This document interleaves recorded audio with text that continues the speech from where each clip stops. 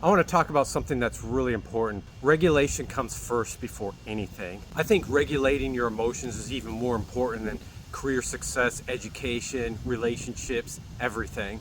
I'm going to use the airplane emergency analogy. Whenever there's an issue in an airplane and your oxygen masks drop down, it is required for the parent to put their mask on first before they help anybody else, like their kids. And the reason is, when you put on your own mask and you're safe, then you can help others. And if you don't, that can harm and negatively impact everyone, not just yourself. The same thing goes with if you don't regulate your emotions. If you try to get other important things done when you're not regulated, it can cause problems. When you try to get these things done that you consider important when you're not emotionally regulated, it can sabotage all these important things. If you're not regulated, you could experience what is called emotional flooding, which means your emotions pretty much take over your whole consciousness, your whole mind, where it's hard to do other things and focus on other things but your emotion. When you're not regulated and you experience emotional flooding, it makes it harder to focus on other things that are important, and you end up not doing it as well. And you'll end up not finishing what you're doing, or either do things not well, half-baked.